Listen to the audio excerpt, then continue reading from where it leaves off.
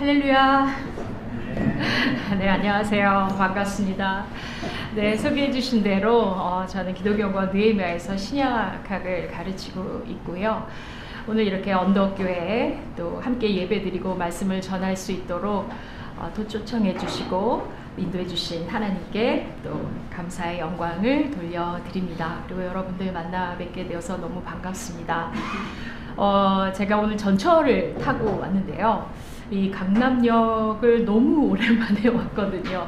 근데 오랜만에 와서 이제 10번 출구로 딱 나오는데 제 몸이 너무 익숙한 거예요. 몸도 익숙할 뿐만 아니라 눈도 너무 익숙해가지고 옛날을 회상하게 되었습니다. 네, 그 옛날이라 함은 제가 약 30여 년 전에 여기 이제 좀 더 뒤로 가면 서초동 사랑의 교회가 있잖아요. 그래서 오카노 목사님께서 목회하실 때 제가 거기서 대학부를 한 6년을 다녔거든요. 그래서 그 시절에 제가 이 강남역을 한 일주일에 적어도 한 3번은 왔었습니다. 네, 뭐 남들은 제 나이 또래, 다른 친구들은 뭐 클럽에 가고 뭐 놀러 다녔지만 저는 교회에 제자 훈련 받으러 오고 그랬었는데 이게 그 당시는 이게 강남역 10번이 아니라 6번 출구였거든요. 근데 이게 10번으로 바뀌었구나 라고 하면서 딱 나오는데 지금은 없어진 것 같더라고요. 그때 뉴욕제과가 있었거든요. 네, 많이들 끄떡이시네요.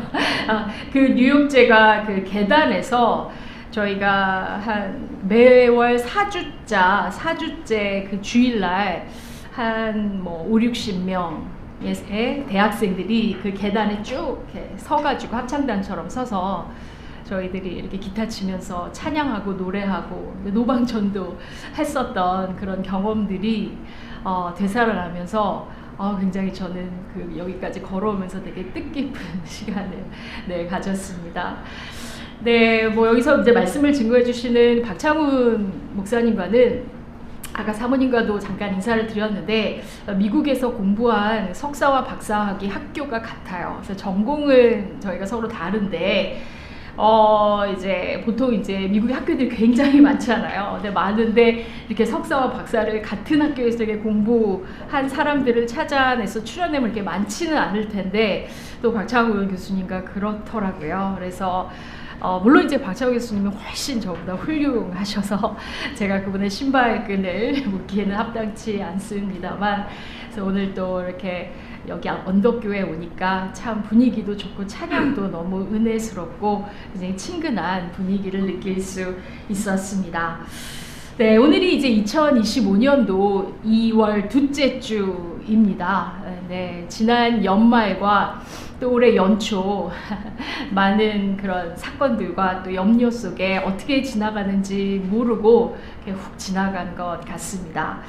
근데 이제 뭐 설 연휴도 이제 끝났고 본격적으로 2025년도의 출발점에 저희가 서 있다고 할 수 있을 것 같습니다.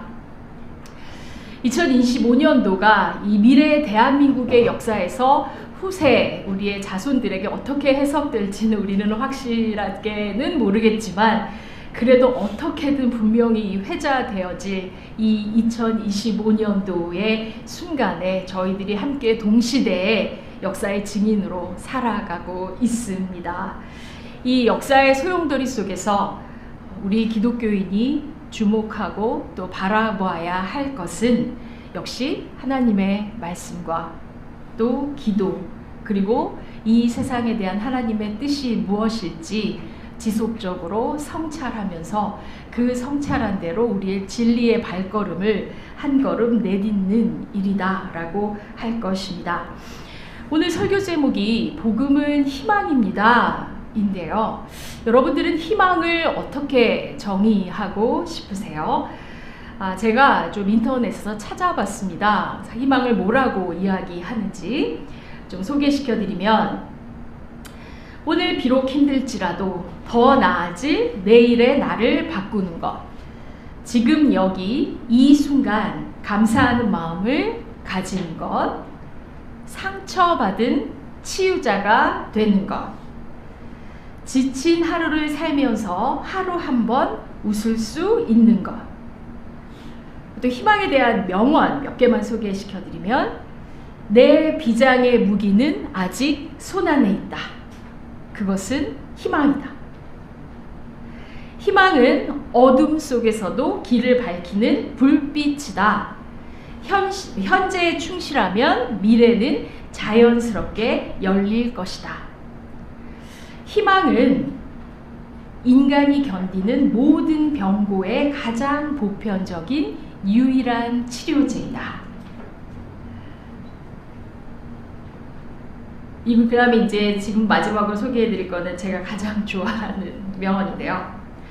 삶에 희망이 있다는 말은 앞으로는 좋은 일만 있을 것이라는 뜻이 아니라 우리의 지난 시간이 헛된 것이 아니라는 뜻이다. 그래서 우리의 모든 시간들이 헛된 시간이 아니다 라고 믿는 것이 바로 희망이다 라고 소개하고 있습니다. 여러 가지로 우리가 참 어려운 시기를 지나가고 있습니다. 이때 필요한 치료제 역시 희망이지 않을까 생각합니다. 그리고 우리의 희망의 출발점은 바로 어둠의 시기에 빛으로 오신 예수 그리스도의 복음에서 찾아볼 수 있습니다. 약 2025년 전에 예수님께서 이 땅에 찾아오셨을 때 상황도 그리 평탄치는 않았습니다. 정치적으로는 그 유대 땅이 로마의 식민 지배를 받고 있었고, 또 사상 문화적으로는 그리스 로마의 이 제국주의 영향력 안에서 고군분투하고 있었습니다. 로마 제국의 속국으로 살았던 유대인들은 이러한 외부 환경의 자극으로 다양한 삶의 양태를 살아가고 있었습니다. 예수님이 활동하실 당시 이 정치 지도층이라고 할 수 있는 왕은 누구였냐면, 누구신지 기억하세요? 네, 헤롯 대왕이었죠. 네, 헤롯 대왕이었는데 예수님이 탄생하실 때 마태복음에 보면 유아 사례로 유명했었거든요. 이 헤롯 대왕은 어떻게 왕이 될 수 있었느냐? 이 사람은 사실 유대인이 아니었거든요. 이두메 출신이었어요. 이두메는 그 유대 그 밑에 쪽에 있는 남쪽에 있는 그 유대 지역이 아닌 그런 지역이었는데, 이 헤롯 대왕의 아버지가 안티파테르라는 사람이었습니다. 이 사람이 그 율리어스 시저와 폼페이 장군의 싸움에서 이제 시저가 승리하게 되잖아요. 그래서 이 시저가 이길 수 있도록 어느 그러한 도움을 제공합니다. 그리고 그 공헌을 인정받아서 안티파테르가 시저에게 이제 그 대가로 요구하는 것이 나의 아들을 이 유대 지역의 왕으로 세우게 해달라라고 요청을 하고, 시저가 그래 그러면 너의 아들 헤롯 대왕을 왕으로 있도록 하여라 라고 허락을 해줍니다. 그래서 이제 헤롯 대왕이 다스리게 되거든요. 그럼 헤롯 대왕이 다스리기 이전에 유대인들의 왕조는 어떤 사람들이 다스리고 있었을까요? 잠시 설명드리면, 여러분들 혹시 그 마카비 혁명이라고 들어보셨습니까? 하스몬 왕조라고도 하는데, 이 그 마카비 왕조는요, 이제 요한복음 10장에 보시면 여러분들 혹시 수전절이라고 기억이 나실지 모르겠습니다. 수전절에 이제 그 예수님의 모든 가족들이 예루살렘으로 방문을 하게 되거든요. 이 수전절의 기원이 되는 그런 사건이에요. 사건을 잠시 설명해 드리면,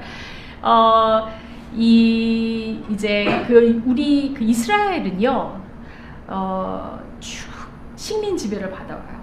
그러니까 북이스라엘은 이제 주변의 아시리아 제국에 의해서 멸망당하고, 이 남쪽 유다는 바벨론 제국에 의해서 멸망당해서 식민 지배를 받고, 그 이후에는 페르시아 제국에, 그리고 헬레니즘 왕국에, 그 다음에 이제 로마 제국의 식민 지배를 받고, 요때 로마 제국의 식민 지배를 받을 때 예수님께서 이 땅에 오셨고, 또 모든 우리가 가지고 있는 신약 성경이 쓰여졌거든요.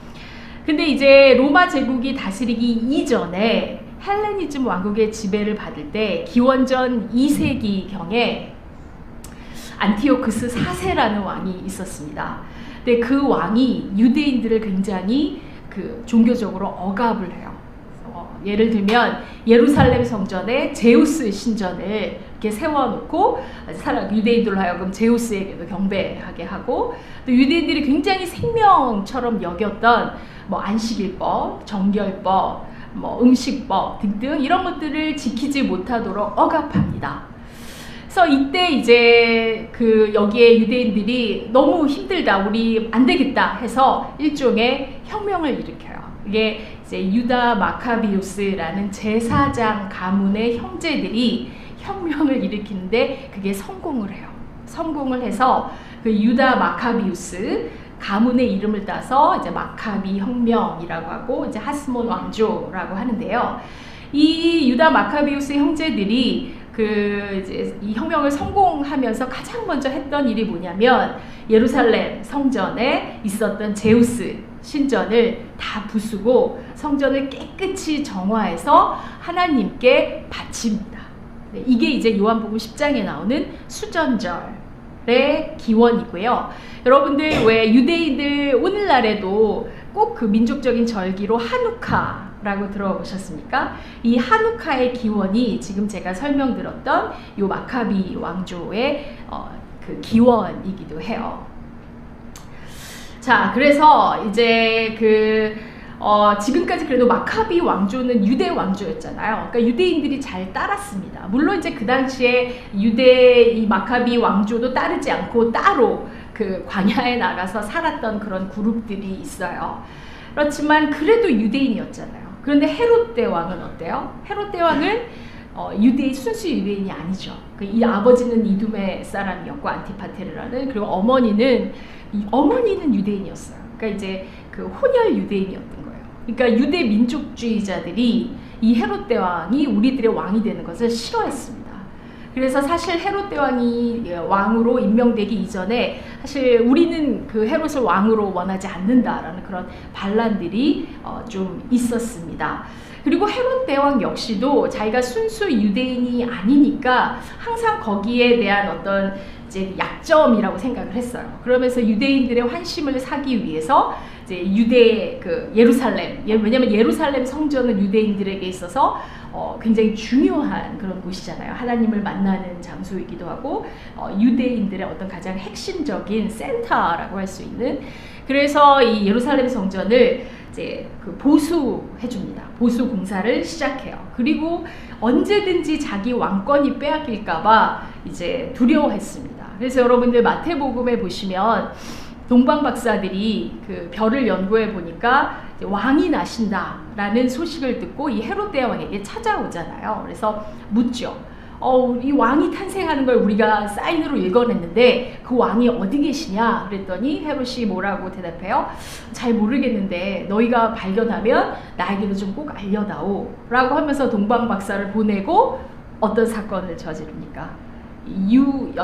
유대인 남자 아기들을 다 살해하는 사건이 있어요.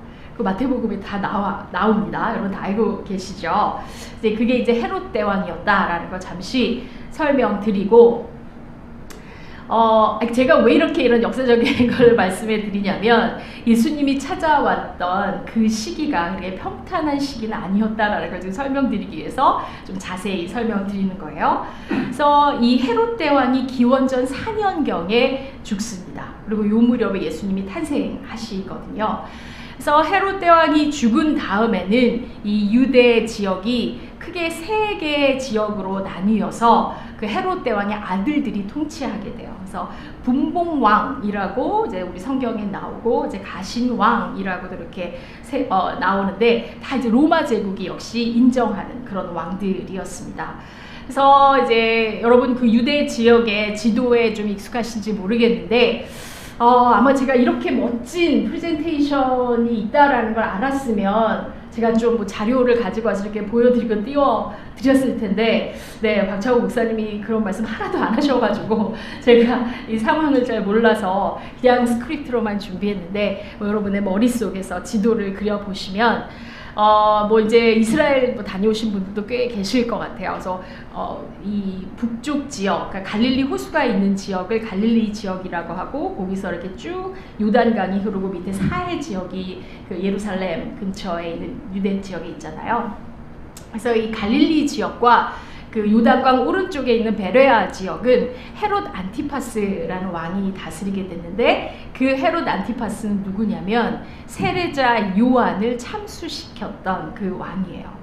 그리고 밑에 이 남쪽 지역에 예루살렘이 있는 이 유대 지역은 헤롯 아켈라우스라는 또 다른 헤롯 대왕의 아들이 다스렸는데, 이 왕은 굉장히 폭군이었어요. 아주 폭정을 하는 폭군이어서 이 유대인들이 로마 제국에 찾아가요. 로마 제국에 이제 사신으로 가서 우리는 이 헤롯 아켈라우스가 너무 폭정을 하고 있어서 우리 도저히 이 밑에서 못 살겠다라고 이제 그 요청을 하고, 그 로마 제국이 들어줘요. 그래서 헤롯 아켈라우스를 패하고 그때부터 로마에서 총독을 보내기 시작해요. 여러분, 로마의 총독 중에 아시는 이름 있습니다. 누구 아세요? 빌라도 총독이죠. 빌라도 총독이 그렇게 해서 로마에서 파견했던 5번째 총독이었고요. 약 기원 후 26년에서 36년까지 로마에서 이제 그 파송을 받아서 예루살렘에서 총독으로 있다가 예수님을 사형 선고하고 36년에 돌아가고, 그의 인생의 말년은 굉장히 비참했다라고 이제 그 역사서가 전하고 있습니다. 자, 그렇게 이제 그리고 또 하나의 지역은 헤롯 빌립 왕이 있어서 북쪽의 소아시아 지역을 다스렸어요. 그래서 헤롯 대왕 이후에는 그렇게 3개의 지역으로 나뉘어져서 다스려지고 있었습니다. 그런데 이 유대인들은 헤롯 대왕뿐만 아니라 이 헤롯의 아들들도 역시 왕으로 인정하고 싶어 하지 않았어요. 그래서 계속 반란들이 많이 있었습니다. 세금을 거부하는 그런 반란 운동도 있었고, 또 경제적으로도 그 로마 제국의 많은 퍼센테이지에 속하는 사람들이 농민들이었거든요. 그래서 이 농민들도 역시 그 지주들에게 좀 그 많은 그 경제적인 갈취를 당하고 있었기 때문에 농민들의 반란들이 여러 번 갈릴리 지역에서 있었고, 그때마다 로마에서 이제 군대를 보내서 반란을 진압하고 그 이제 지도자들은 십자가에 못 박아 죽이고 하는 이러한 일들이 반복적으로 주기적으로 발생하고 있었습니다. 그래서 이 헤롯 안티파스가 세례자 요한을 침수하는데, 성경에는 참수하는데 그 성경에는 그 이유를 되게 간단하게 설명하잖아요. 왜 참수시킨다고 그러죠? 그 헤롯의 그 결혼 문제로, 그래서 헤롯의 자기 형제의 그 헤로디아라는 와이프를 다시 이제 와이프로 삼아서 그것 때문에 했는데, 사실 그것 때문만은 아니었습니다. 실질적인 역사적으로는 세례자 요한은 유대인들의 선지자였어요. 그리고 그 당시 유대인들은 혹시 세례자 요한이 메시아가 아닐까라고 기다리고 있었거든요. 그래서 이 당시에 유대인들이 기다렸던 메시아는 어떤 개념이냐면, 지금 이들이 로마의 식민 지배를 받고 있고 자기 유대인들이 아닌 그 헤롯 가문에 의해서 다스려지고 있잖아요. 그러니까 이게 뭔가가 잘못된 거예요. 그래서 계속 하나님께 기도하고 우리 잘못을 회개하고 하면서 우리에게 메시아를 보내달라. 그래서 다시금 이제 로마의 압제로부터 벗어나서 옛 그 다윗의 왕국을 회복할 그런 왕을 보내달라고 요청했던 게 바로 유대인들의 그 메시아 개념이었습니다. 그래서 이제 사람들은 혹시 세례자 요한이 메시아가 아닐까라고 하면서 세례 요한을 따르는 그런 그룹들이 상당히 많았고, 그 영향력도 역사적으로는 되게 컸던 것으로 보여집니다. 그래서 세례 요한의 제자들도 많이 있었고요. 그러다 보니 헤롯 안티파스는 이 세례자 요한이 자신의 뭐 결혼 문제뿐만 아니라 정치적인 문제 이런 것들에 대해서 굉장히 날카롭게 비판을 할 때 두렵지만, 왜냐하면 많은 사람들이 세례자 요한을 선지자로 또 메시아로까지 또 혹시 생각하고 있는 사람들이 많아서 두려웠지만 그래도 감옥에 가둡니다. 그리고 참수시키고 난 다음에는 계속 불안감에 떨었다라고 해요. 그래서 예수님께서 활동 시작하실 때 내가 죽였던 그 세례자 요한이 다시 살아나서 살아나서 활동하는 저 예수가 세례자 요한 아닐까? 이러한 두려움도 가졌다라고 합니다. 자, 그다음에 이제 예루살렘의 정치적 구성은 어떻게 됐을까요? 아까 이제 헤롯 가문이 물러가고 남쪽 유대에는 로마 총독이 와서 다스린다라고 했잖아요. 그리고 이제 이 예루살렘에는 최고 의결 기관이 있었어요. 여러분도 한 번쯤 들어보셨을 텐데 산헤드린이라는 공의회 의결 기관인데 거기에는 이제 제사장들과 제사장들을 배출해내는 사두개파 사람들이 중심으로 해서 이 의결 기관을 이제 꾸려나가고 있었고요. 그리고 이 당시에 뽑힌 제사장들 역시 또 예루살렘의 이제 정치와 종교가 그때는 그렇게 분리되어졌던 시대는 아니어서 이들도 역시 로마 제국이 이제 이렇게 뽑은 사람들이었어요. 그러니 그 당시에 예루살렘의 핵심 세력들이 모두 다 친로마 세력의 사람들이었습니다.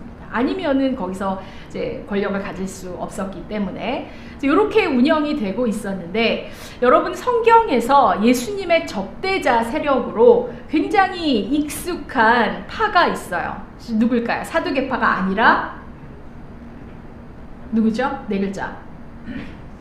무슨 파? 네, 맞습니다. 누구께서 속삭여 해주셨어요. 네, 바리새파.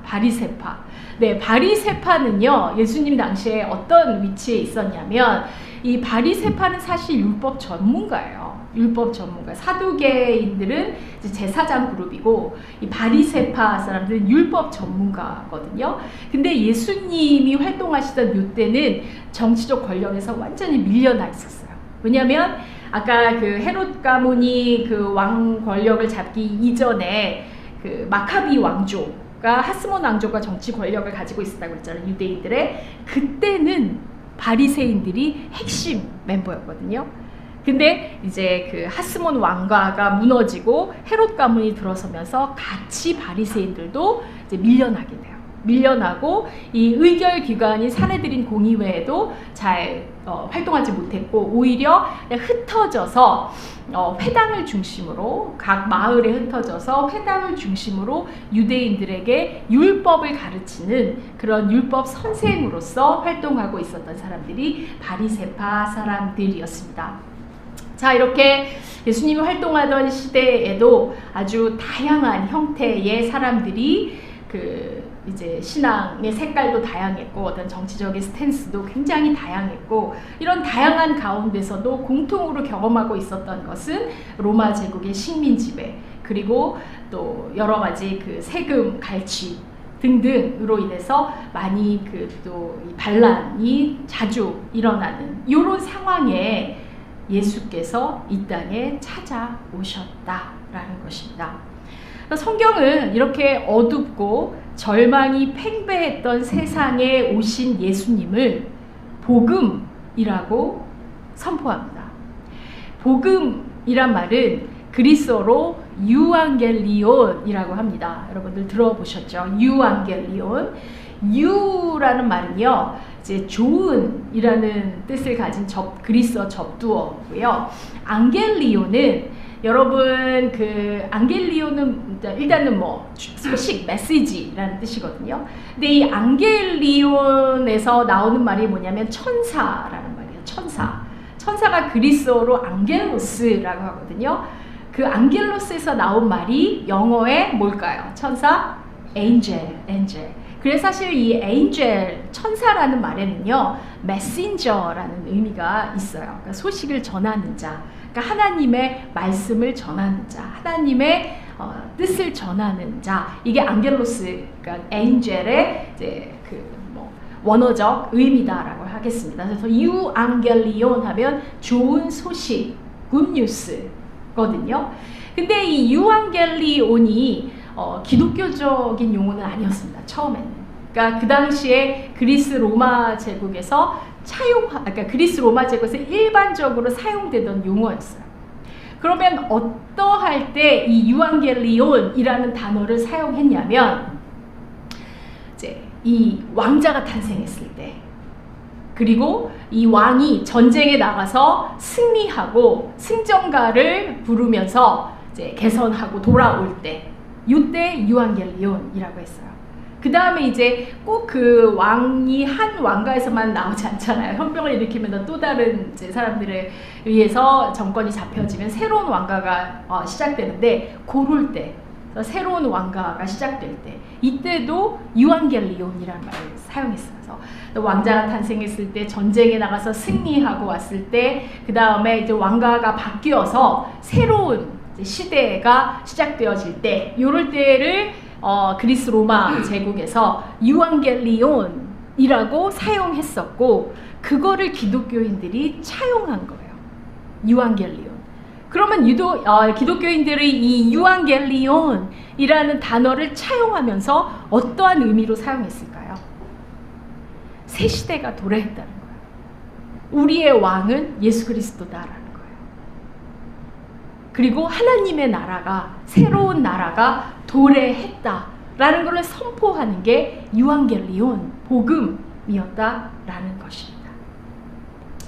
자, 그래서 하나님이 임재하신다는, 하나님이 역사에 관여하시고 하나님의 뜻을 관철시킨다는, 정의와 공평과 사랑과 평화가 임하는 하나님의 주권을 드러내는 새로운 시대, 새로운 나라가 임하였다라는 것, 이것이 바로 유앙겔리온, 복음의 의미였다라는 것입니다.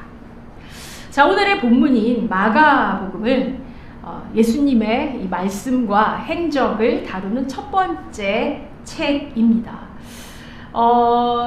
이제 4개의 복음서가 있잖아요. 그래서 예전에는 한 19세기 이전까지는 마태복음이 가장 먼저 쓰여진 줄 알았어요. 왜냐면 27권 중에서 제일 먼저 있으니까. 근데 요즘에는 이제 학자들이 연구를 하면서 마가복음이 먼저 쓰여진 것 같다라는 것에 가장 많이 동의를 합니다. 그러니까 마가복음은 이제 예수 그리스도의 생애를 전하는 가장 첫 번째 책이라는 거죠. 근데 그 예수님의 첫 번째 책인 마가의 1장 1절이 어떻게 시작돼요? 하나님의 아들 예수 그리스도의 복음의 시작, 이렇게 출발합니다. 네. 그러면 이 마가가 이 예수 그리스도의 행적을 이제 쓰기 시작하는 그 시대는 어떠한 시대였을까요? 제가 전공이 신약이라고 했잖아요. 그래서 제가 우리 성도님들을 만날 때 강의 때나 이제 뭐 특강이나 이럴 때 꼭 부탁드리는 것들이 있어요. 그게 뭐냐면, 이제 저도 이제 그 평신도로서 신앙생활을 할 때 성경을 읽으면서 이제 했던 거는 주로 구절 중심으로 은혜를 받았던 것 같아요. 그래서 구절을 읽으면 요 구절이 내 마음에 너무 와닿고 위로를 주고 평안을 주고 너무 좋아서 구절을 달달달달 외우고, 또 저희 젊었을 때 이렇게 수련회 가면 밥 먹기 전에 막 이 말씀을 외워야 밥을 주고 웃으시는 분들은 그런 경험이 있으시다라는 거죠. 그래서 그렇게 해서 이제 말씀을 막 외우는 식으로 그렇게 저희가 신앙생활을 해왔잖아요. 그래서 그것도 되게 좋은 방법인데요. 근데 저는 그거는 첫 번째 단계라고 생각해요. 이제 두 번째, 세 번째 단계로 우리는 나아가야 된다고 생각합니다. 우리 평신도들이. 그럼 두 번째 단계는 뭐냐? 항상 구절 중심으로 읽는 게 첫 번째 단계고, 그 다음에 이제 성경을 내러티브로 읽어야 된다라고 생각을 해요. 그래서 기승전결이 있는, 그러니까 구약도 마찬가지고 신약도 마찬가지고, 이게 파편적인 구절들의 집합체가 아니거든요. 이건 내러티브예요. 내러티브라는 거는 주제가 있고 어떤 서두가 있고 본론이 있고 결론이 있고, 그리고 그 이야기에 전하고자 하는 핵심 주제가 있고 캐릭터들이 있고, 뭐 이런 식의 그런 내러티브 형식으로 우리가 성경을 읽어야 된다라는 게 이제 왜냐하면 그렇게 읽을 때 더 깊은 메시지들이 다가오거든요. 그래서 그게 제가 이제 두 번째 강조하는 거고, 그 다음에는 이제 두 번째랑 연결된 거기도 한데, 우리 성경을 읽을 때는 성경이 갑자기 하늘에서 뭐 도깨비 방망이처럼 뚝 떨어진 게 아니잖아요. 그건 무슨 말이냐면은, 이제 성경을 우리가 영어로 텍스트라고 한다면 반드시 텍스트가 나오게 되는 데는 컨텍스트가 있었다라는 거예요. 그래서 텍스트와 컨텍스트, 본문과 상황이라고 해야 될까요? 이게 동전의 양면처럼 같이 있는 거여서 우리가 성경 본문을 읽을 때는 반드시 이 비하인드에 컨텍스트가 무엇이었을까? 라는 것을 염두에 두면서 읽어내야 된다 네. 그래서 저는 이제 우리 평신도들이 요 단계로 나아가야 우리가 신앙을 더 업그레이드 시켜 나갈 수 있다라고 생각을 해요. 그래서 이제 뭐 너무 훌륭하게 우리 언덕교회 잘 하실 것 같은데, 지금까지는 이제 구절 중심으로 큐티를 하고 외우고 이러셨다면, 그보다 하나 더 나아가서 이제 내러티브로, 그러니까 전체의 핵심, 그 구절의 좌우 맥락, 그다음에 그 앞에 본문, 그 뒤에 본문, 이런 걸 살펴보면서 이야기 형식으로 읽어나가는 훈련, 그리고 더 나아가서 이게 어떠한 상황에서 이런 메시지들이 나왔을까를 알고 그 다음에 나의 삶에 적용을 할 때 우리가 훨씬 더 실질적이고 또 더 깊은 그런 그 메시지를 들을 수 있고 우리 삶에 적용을 할 수 있을 것 같습니다. 자, 그렇다면 오늘 우리가 이제 마가복음 1장 1절에서 13절까지를 본문으로 했는데, 이때 상황은 어땠느냐면, 예수님이 30년, 그러니까 AD 30년경에 십자가에 달리시고 부활하시고 승천하시잖아요. 그러고 나서 약 40년이 그러니까 지나간 후에 약 70년경에 마가복음이 쓰이기 시작했어요. 그러면 요 예수님이 승천하시고 30년부터 70년 때까지 무슨 일이 있었느냐? 일단 이제 그 예수님의 부활을 경험한 기독교인들이 이렇게 작은 공동체를 만들어서 이제 가정교회라고 하죠. 여기 이제 언덕교회지만 가정교회, 하우스처치라고 해서 집에서 함께 모여서 예배를 드리면서 또 삶을 공유하면서 그렇게 예수 그리스도의 부활에 대한 확신을 같이 공유했고, 그 복음을, 아까 복음이 제가 새로운 시대, 새로운 왕의 탄생, 그리고 그 하나님의 다스리심, 이런 것들을 체험해내는 게 복음이라고 했잖아요. 그 복음을 서로 공유하고 전파하면서 살아가고 있었습니다. 그런데 이제 어떻게 돼요? 일단 유대인들은 그러한 기독교인들을 이단으로 박해를 했죠. 그래서 다 이제 회당에서 쫓아내고 쟤네들은 이단이다라고 정죄를 했어요. 오직 한 분만이, 야훼 하나님 한 분만이 신이시지 어떻게 하나님이 인간이 되실 수 있냐 이러면서 기독교를 박해했고, 그리고 이제 로마에서는 이 원래 이제 약자들을 많이 이제 사용을 하잖아요. 나쁜 권력자들이. 그래서 기독교인들이 많이 이용을 당했어요. 그래서 무슨 이교 집단, 아주 위험한 흑세무민하는 그런 이상한 집단이고 위험한 바이러스 같은 존재다. 그래서 이제 많이 그 기독교인들을 박해를 합니다. 로마 제국 시기에. 그러면서 또 역사적으로는 그 유대인들이 계속 로마 제국의 정치적으로 반란을 계속 예수님 태어나시기 이전에, 예수님 시대, 예수님 이후 시대에도 계속 그런 반란들이 있었다라고 그랬잖아요. 근데 본격적으로 AD 66년부터 74년까지 유대 전쟁이라는 게 발생해요. 이거는 뭐냐면 로마 제국에 무기를 사서 저항하는 독립운동이에요. 근데 이때 그 로마 제국의 나중에 플라비우스 가문의 시작을 알리는 베스파시안 황제가 장군이었을 때, 군대 장관이었을 때 요 유대 전쟁을 진압해 버리는데, 어떻게 진압하냐면 군대를 다 예루살렘으로 보내서 예루살렘 성전을 파괴시키고 예루살렘을 완전히 초토화시켜요. 왜냐하면 예루살렘이 유대인들의 가장 정신적으로 또 실질적으로 고향이면서 어떤 동력의 센터잖아요. 그러니까 예루살렘 성전을 완전히 다 파괴시켜버리고 다 초토화시키고 다 쫓아내버려요. 그러면서 서서히 유대 전쟁이 이제 잡혀가고 유대 전쟁은 실패로 돌아가요. 그러면서 이걸 진압하는 데 성공했던 베스파시안 이 장관은 로마 제국의 나중에 황제가 돼요. 자, 요런 시기에 마가복음이 쓰여졌어요. 요런 시기에. 그러니 어때요? 역시 예수님 탄생하실 때나 예수 그리스도가 하나님의 아들이고 이게 복음이다라고 선포하는 마가의 시대나 역시 다 시대적으로, 정치적으로, 사회적으로 다 혼란스럽고 어렵고 암울한 시대였다라는 것입니다. 그럼에도 불구하고 마가는 예수 그리스도가 좋은 소식, 복음, 임재한 하나님의 새로운 세상이다 라면서 선포하고 있다라는 것입니다. 즉 기독교의 복음은 어지러운 세상에서 선포되는 하나님의 해결책이었다라는 것을 알 수 있고, 또 그 복음의 진가는 어려운 상황일수록 더 빛을 발휘했다라는 것입니다. 네, 제가 오늘 설교 주제가 뭐였죠? 복음은 뭐뭐입니다? 네, 복음은 희망입니다 라고 설명했죠. 저는 지금이 바로 그 복음이 제대로 역사해야 하는 시기라고 믿습니다. 그리고 저를 포함한 여러분이 그 복음의 담지자고 선포자고 실행자라고 생각합니다. 복음이 희망인데 이걸 어떻게 해야 될까요? 저도 이제 이거 설교를 준비하고 고민하면서 놀라우신 분을 알게 되었어요. 그 과정 중에. 아마 여러분 가운데서도 많이 알고 계실 텐데, 여러분 혹시 김장하 선생님이라고 아십니까? 네, 아시는 분도 계시고 또 처음 들어보신 분도 계실 텐데, 제가 이 설교를 준비하는 그 과정 중에 어른 김장하라는 다큐멘터리를 보게 됐거든요. 제가 그걸 보면서 와, 이런 분이 계시다니.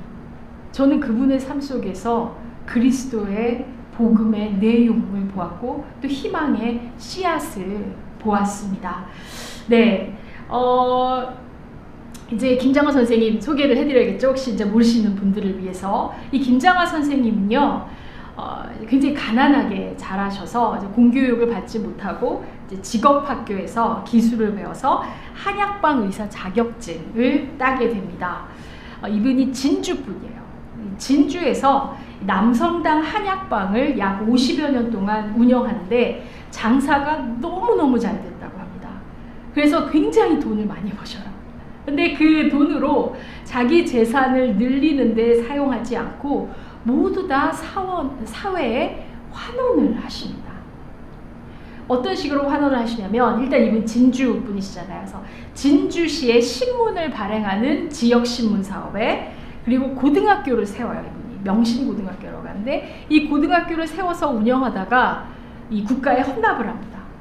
그리고 무엇보다도 이 미래 인재를 키우는 장학금, 또 가정폭력 피해자 여성을 돕는 보호시설에, 또 환경운동연합, 민족문제연구소, 연극문화, 독립운동가 추모사업까지 굉장히 많은 분야에 기부금을 내셨습니다.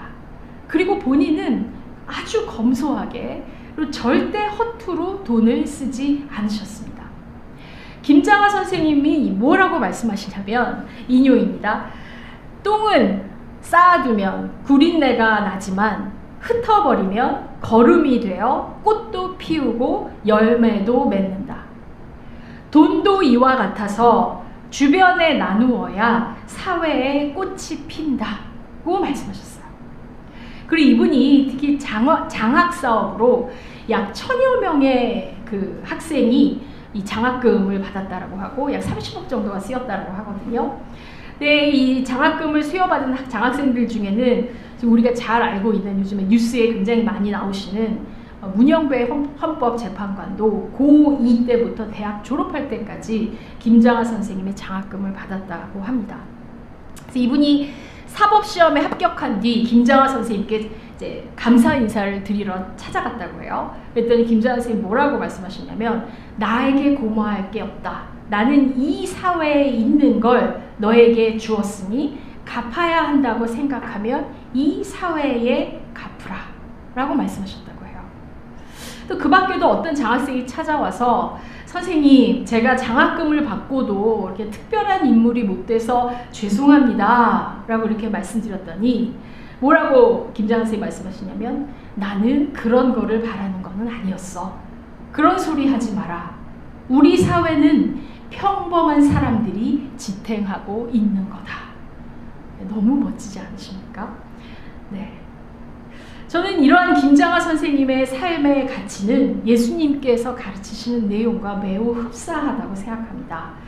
물론 이제 김장하 선생님이 하나님을 알지는 못하시는 것 같아요. 하나님은 모르시지만 그 삶의 내용, 그분이 걸어왔던 길은 복음의 내용이었다라고 말씀드릴 수 있고, 또 이 시대의 희망의 출발점이지 않을까 생각하게 되었습니다. 이분의 삶이 다큐멘터리로 영화로도 만들어지고 책으로도 출판되었다고 그래요. 그래서 책 제목은 줬으면 그만이지 라고 합니다. 혹시 여러분들 관심 있으시면 찾아보시길 바랍니다. 다시 마가복음의 본문으로 돌아오면 마가는 주님이 오시니 그 길을 준비하라고 선포합니다. 광야에 외치는 자의 소리가 있어 이르되 너희는 주의 길을 준비하라. 광야란 여러 가지 의미가 내포된 은유입니다. 구약에서 광야는 여러분 어떤 곳이었습니까? 이스라엘이 출애굽, 이집트를 탈출하고 40년을 생활하면서 훈련받았던 장소입니다. 이 광야 생활을 하는 가운데 그들의 죄가 철저하게 심판받았고 겸손을 배우게 됐고 또 이 광야에서 십계명을 받았고 하나님의 임재를 체험했던 곳이었습니다. 그래서 광야하면 하나님을 만나는 장소요, 훈련받는 곳이고 어려운 인생의 현장을 의미하는 메타포라고 할 수 있습니다. 우리는 일반적으로 이 문학이나 노래에서 어떤 인생의 어려움을 광야 생활로 표현하기도 합니다. 세례 요한 선지자는 광야에서 주의 길을 예비하라고 외칩니다. 우리의 인생이 광야일수록 주님이 임하시도록 길을 만들라는 것입니다. 여러분이 지금 혹시 인생의 광야에 있다고 생각하신다면 여러분도 여러분의 광야에 임하실 주님의 길을 예비하라는 선지자의 외침을 들으실 수 있었으면 좋겠습니다. 세례자 요한은 광야의 삶에서 주님의 길을 예비하기 위한 방편으로 죄 사함을 받게 하는 회개의 세례를 베풀었습니다.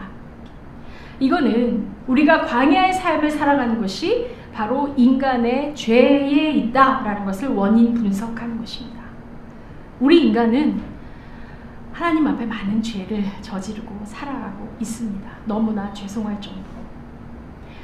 하나님을 인정하지 않는 죄, 알면서도 사실은 모르는 척하면서 지내는 죄, 하나님의 자리에 다른 것을 더 최고로 우선으로 가져다 놓고 살아가는 죄, 또 하나님의 뜻이라고 할 수 있는 사랑과 자비, 공의와 정의를 실천하지 못하는 죄 등 크고 작은 개인적이고 집합적인 또 관계적이고 공동체적인 죄를 많이 짓고 살아왔고 또 지금도 우리가 그렇게 살아가고 있습니다. 그러한 광야의 삶에 주님이 찾아오시는데 그것을 준비하는 것이 바로 회개라는 것입니다.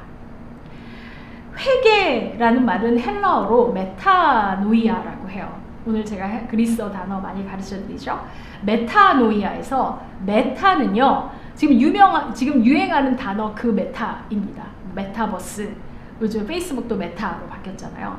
메타라는 말은요, 원래 그리스어 전치사인데 뭐뭐과 함께 또는 뭐뭇을 뛰어넘는 이런 의미의 전치사이고, 메타노이아에서 노이아는 노에오, 생각하다라는 명사에서 온 겁니다. 그러니까 언어적 의미로 회개 메타노이아는 생각과 함께, 생각으로 끝나지 않고 생각하면서 하나님께로 돌아서는, 그리고 생각에서 끝나지 않고 생각을 뛰어넘어 행동하는, 실천하는 그런 의미가 바로 회개 메타노이아라는 의미이다라는 것입니다.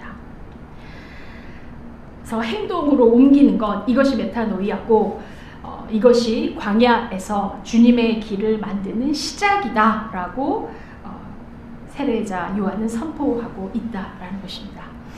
예수님께서는 이 회개의 자리에 찾아오십니다.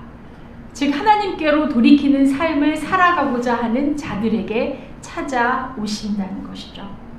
그리고 그들과 함께 하시는 예수님의 모습을 볼 수 있습니다. 예수님의 복음은 하나님께 돌이키는 자들에게 예수님이 찾아오시고 함께 하신다라는 것을 나타냅니다. 예수님도 똑같이 세례를 받으셨습니다. 그리고 예수님도 우리와 똑같은 삶을 2000년 전에 먼저 살아내셨습니다. 이유는 우리에게 하나의 본을 보여주시기 위함이었습니다. 그래서 우리가 예수 그리스도를 따라가는 제자로 하나님의 자녀로 살아가기 위해서는 반드시 예수님의 일생을 공부하고 묵상하고 그분이 하신 말씀, 행동들, 그 의미를 잘 파악해내는 것이 중요합니다. 왜냐하면 그래야 우리가 예수님을 제대로 닮을 수 있기 때문입니다. 예수님이 세례를 받으실 때 하늘에서 들려주신 음성이 있습니다. 그거는 뭐죠? 너는 내 사랑하는 아들이다. 내가 너를 참 기뻐한다. 여러분 세례 받으실 때 한번 기억해 보십시오. 이 음성 들으셨습니까? 하나님께서 예수님께 들려주셨던 이 음성은 하나님의 아들로서 이제 사역을 시작하실 예수님께 힘을 실어주는 그런 하나님의 음성이었지만 동시에 예수님의 삶을 통해서 우리들에게 들려주시는 메시지이기도 합니다. 그래서 여러분들은 모두 다 하나님께서 너무너무 사랑하시고 기뻐하시는 그런 하나님의 자녀이십니다. 복음은 바로 광야 같은 우리네 세상에서 하나님께 사랑받는 자녀가 하나님이 기뻐하시는 일을 하는 것입니다.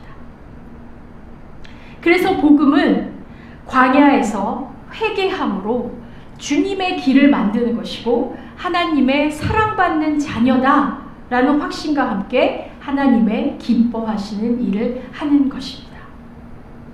그래서 복음은 예수님에게서 시작하지만 또한 하나님의 자녀이고 하나님이 너무나 기뻐하시는 하나님의 성전이신 하나님이 거하시는 성전이신 여러분 자신에게서 시작된다라고 할 수 있습니다.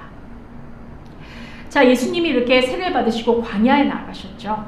이거는 또한 우리에게 하나의 본을 보여주시는 것입니다. 근데 재밌는 거는 여러분 성경을 잘 읽어보시면 성령이 예수님을 광야로 몰아내셨다라고 나옵니다. 그게 정확한 표현입니다. 그래서 마가의 증언에 따르면 예수님은 광야에서 성령께 몰림을 당해서 광야로 나오셨죠. 40일을 계시면서 사탄에게 시험을 받았다라고 나옵니다. 이 기간은 40일이라는 기간은 하나님을 만나는 시간, 하나님의 아들로서 준비하는 시간이었다라고 예상되지만 광야에서 하나님의 뜻과 반대되는 사탄의 길을 만났을 때 어떻게 물리치고 이겨나가야 하는가의 예시를 우리에게 보여주고 계신다라고 하겠습니다. 그 다음에 시험이 끝난 다음에 마가의 오늘 결론이 13절을 보면 어떻게 나와 있습니까? 시험이 끝난 후 들짐승과 함께 계시고 천사들이 예수님을 섬겼다라고 나와 있습니다. 저는 여기서 주목해보고 싶은 게 들짐승과 함께 하고 있었다라는 표현입니다. 우리도 성령을 받으면 광야에 나아가는 것이 당연하고 그곳에 임할 주님의 길을 만들어가면서 그 과정에서 맞이하게 될 여러 시험들과 유혹들을 말씀으로 믿음으로 잘 이겨나가면서 살아갈 때 우리를 괴롭히던 들짐승들 우리가 겁내지 않고 오히려 길들이면서 함께 할 수 있다라는 것을 뜻합니다. 그러면 천사들이 우리를 도와줍니다. 복음은 광야와 같은 우리 세상에서 주님의 길을 만들어 가는 것입니다. 예수님께서도 이 땅에 오셔서 우리와 똑같은 삶을 살아내셨고 이와 같이 살아가라는 본을 보여주셨습니다. 예수님께서 다녀가셨지만 우리가 살아가는 세상은 여전히 악하고 또 우리도 고군분투해야 하는 광야입니다. 그러나 그런 광야의 삶에 주님이 찾아오시고 또 모든 시험들을 이기시어 들짐승이라도 길들이시며 주님의 길을 만들어 가신 것처럼 우리도 우리 죄를 돌아보고 회개하는 것으로 시작해야 할 것입니다. 그 죄는 개인적인 죄로부터 공동체적인 사회적인 죄까지 모두 포함하는 것이기에 우리가 우리를 잘 성찰해야 합니다. 사랑하라고 주신 우리의 가족, 이웃들에게 혹시 상처를 주고 있지는 않은지, 거짓을 참으로 바꾸어 말하고 있지는 않은지, 당연히 목소리를 내야 할 때, 행동해야 할 때 내 일과 딱히 상관없으니 뒷짐지고 방관자가 되고 있지는 않은지, 나의 재능과 실력, 할 수 있는 일을 하나님 나라의 일을 위해 잘 발휘하고 있는지 여러모로 살피고 하나님께 깨달음의 은혜를 구해야 할 것 같습니다. 그리고 성령 충만하기를 기도하면서 광야로 나아가서 주님의 길을 만들어 가야 할 것입니다. 그러할 때 우리는 복음을 기쁨으로, 희망으로 만날 수 있습니다. 지금 우리나라는 다 아시지만 정치적으로, 경제적으로, 사회적으로 어려운 상황 속에 있고 또 이 깊은 갈등이 지속되고 있어서 또 참과 거짓이 명확하게 드러나지 않고 구분하기 힘든 또 혼돈의 세상이라고 할 수 있을 것 같습니다.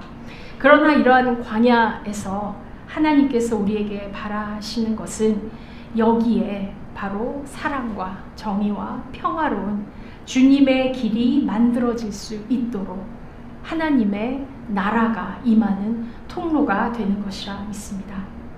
그러고 보면 바로 여러분이 복음의 주체이자 내용이며 주님의 길을 만들어갈 하나님의 일꾼이고 희망입니다. 예수 그리스도께서 암울한 시대에 찾아오시고 희망의 불꽃을 불러 일으켜 주신 것처럼 우리도 이 광야 같은 세상에 희망을 만들어가는 하나님의 사람이 되어야 하겠습니다. 하나님의 사람이 된다는 것은 앞서 소개해드렸던 김장하 선생님의 삶처럼 개인적인 헌신이 될 수도 있겠지만 하나님 나라의 뜻을 공유한 사람들이 이렇게 교회 안에서 함께 더불어 살아가시고 또 행동하고 참여하는 것이라 할 수 있을 것 같습니다.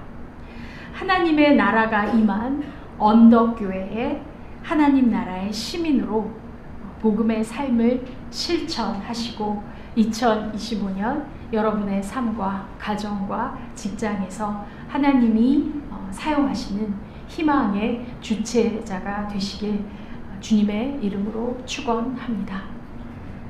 다 같이 기도하시겠습니다. 좋으신 하나님, 오늘 거룩한 당신의 날에 주님의 이름으로 모여서 하나님께 예배드리게 하시니 참 감사합니다.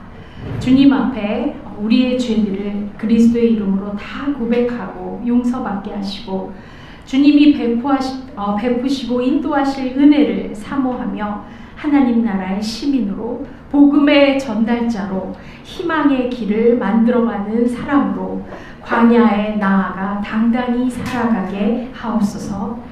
예수 그리스도 이름으로 기도합니다. 아멘.